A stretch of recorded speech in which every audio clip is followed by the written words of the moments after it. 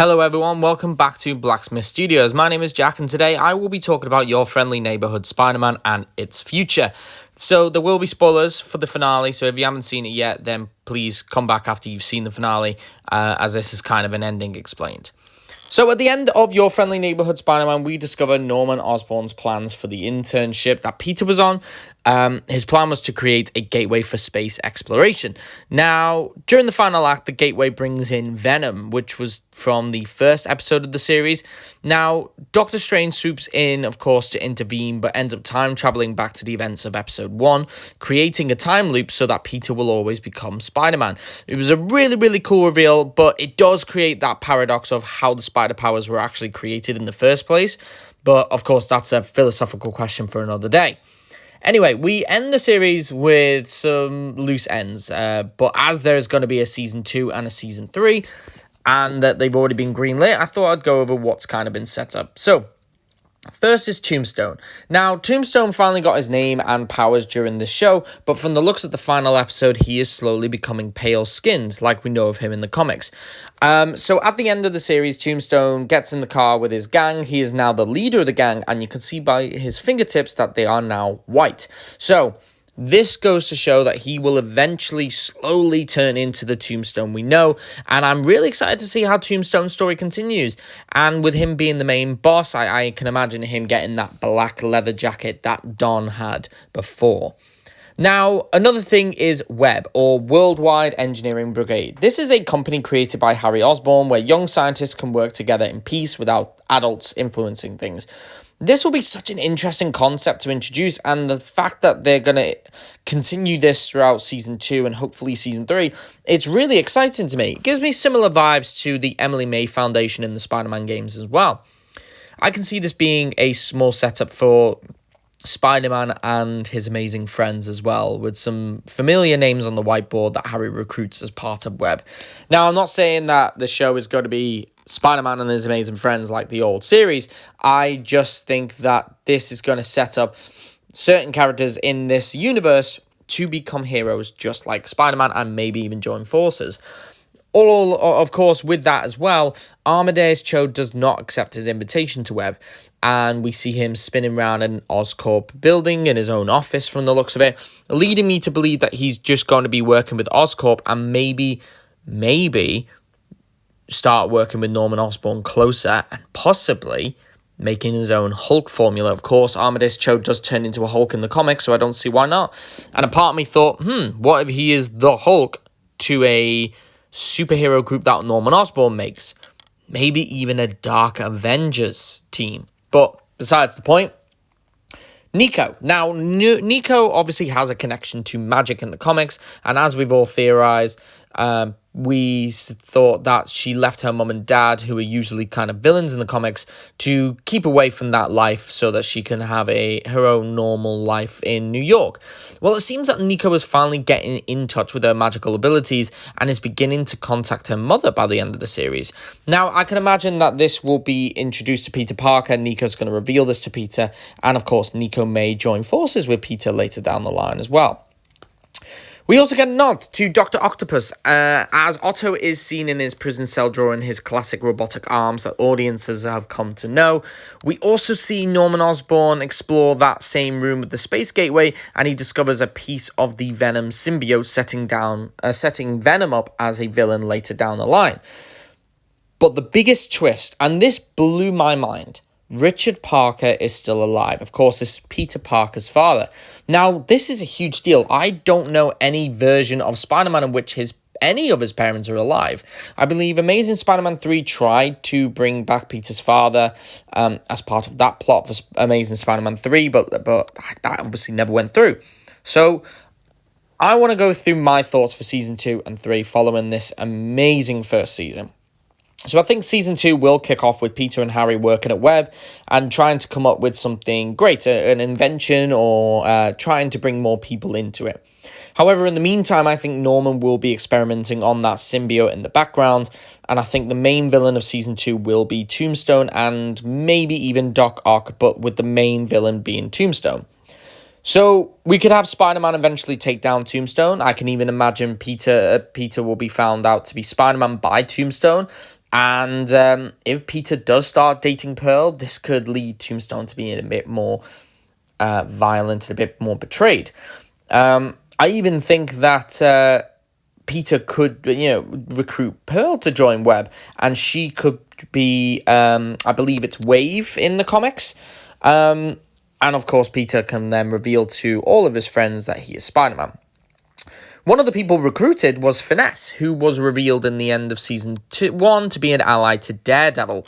Of course, she infiltrated Oscorp as part of the internship in season 1, so she's planning to infiltrate Web as part of season 2. But I think she's going to be part of a bigger conspiracy for Osborn and become an ally to Peter Parker as well. So we could end season 2 with Peter and his scientist friends becoming their own superheroes and taking down Tombstone, leading Lonnie to feel incredibly betrayed and sent to prison. I don't think Venom will be a huge factor in this season, and I also don't think that Dr. Octopus will be, but I do believe Doc Ock will break out and be defeated, leading Norman and Otto to work together and make Venom for season 3. Maybe even Harry Osborn could be the host in this version, but I'm sure a lot of people would want Eddie Brock. So we could also have Nico join Web, as I said before, having revealed her powers to Peter. And we could close season 3 with Peter finding out that his father is still alive as a setup for season 3. We can close season 2 with Peter finding out his father's still alive, setting up season 3. And we could have Venom, Green Goblin, and Doc Ock as the villains in season 3. I was just stepping away from the script as well. I think it'll be really interesting if, obviously, I hope it doesn't end on season 3, because I think 3 seasons for what is set up in season 1 isn't enough. We could have so many other episodes. If there is 10 episodes per season, I don't think 30 episodes is enough to tell this whole story. Green Goblin definitely needs to be a big villain, maybe even for season 4. Doc Ock should be a villain in his own right in one of these seasons. I could imagine him as one of the main villains for season 2 instead, along with Tombstone, similarly to how we had Scorpion and Doc Ock in season 1. So I can imagine it kind of being shared in season 2 as well. But I think Venom can't really fit anywhere in that. And if it's such a big setup as per season 1, I don't think it's enough. So we need to see Venom in season 3. Maybe he could share the spotlight with Green Goblin. But I think it would be really cool if we got a Sinister Six down the line, with Tombstone feeling betrayed by Peter, Venom, Green Goblin, Doc Ock, Scorpion maybe. I think that it would be a really interesting idea to go into, but we need more seasons than just 3. Whatever happens, I'm very excited to see it. What I did find interesting about the series was its MCU connections.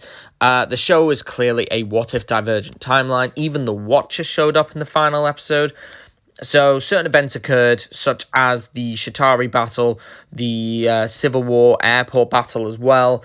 All these things have still happened similarly to the MCU, but somehow it has diverted on into an alternate timeline. So I'm going to leave this video with one kind of final theory for you all. And it's a big theory, so it's a bit crazy. But anyway, it's about Peter's father. I find it really interesting that Peter's father is still alive in this series. And more importantly, it begs the question, why is he in prison? So, if Peter Parker's father is still alive, Richard Parker, in most versions he's revealed to be a spy for S.H.I.E.L.D. or some other thing.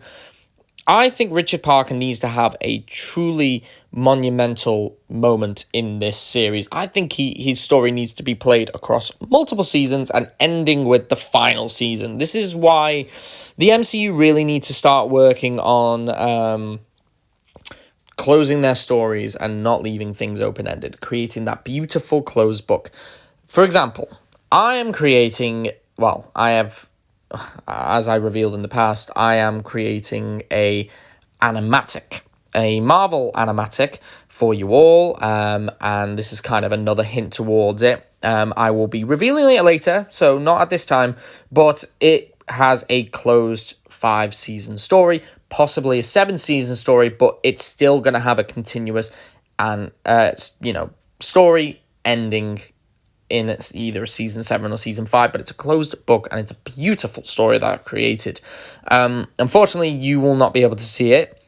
You will only be able to see season 1, which episode 1, which is the animatic that I'm doing.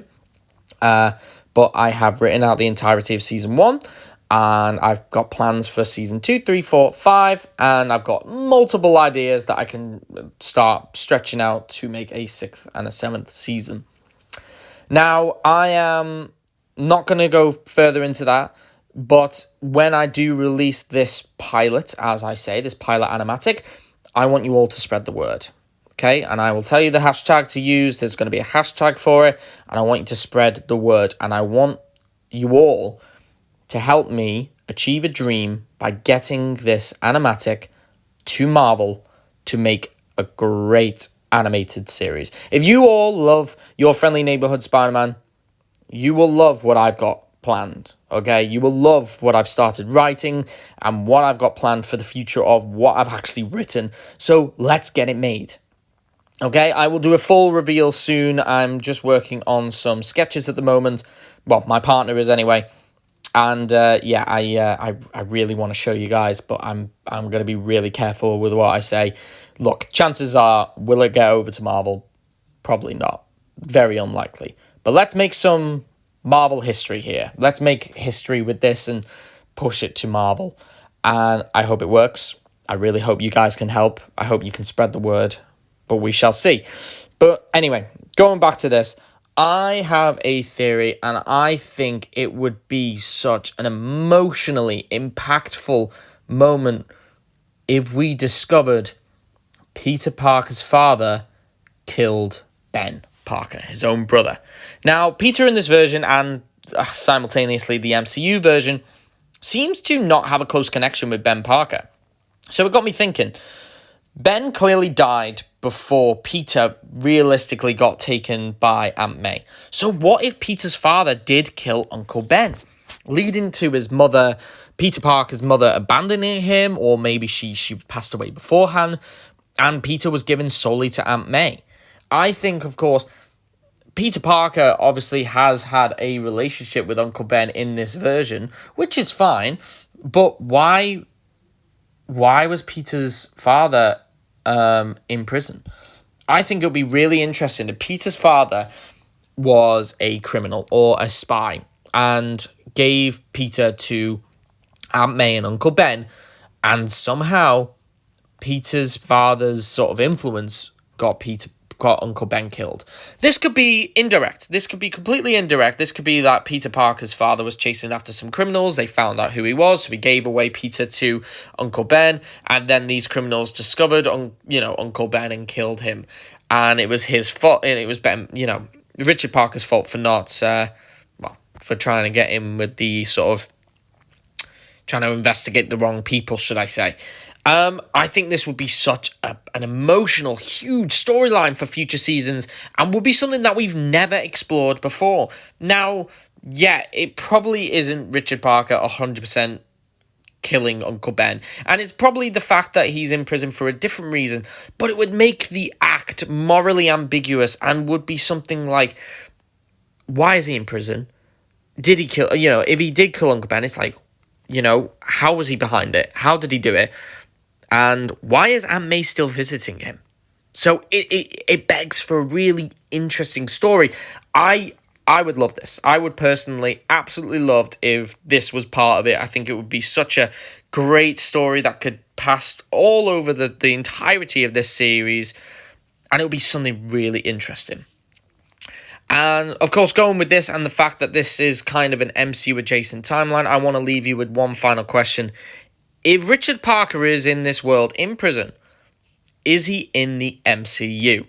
Comment down below your thoughts and theories on Your Friendly Neighbourhood Spider-Man. Did you enjoy it? Are you excited to see more? What do you think will happen in the future of the series? Please, I'd love to hear your thoughts.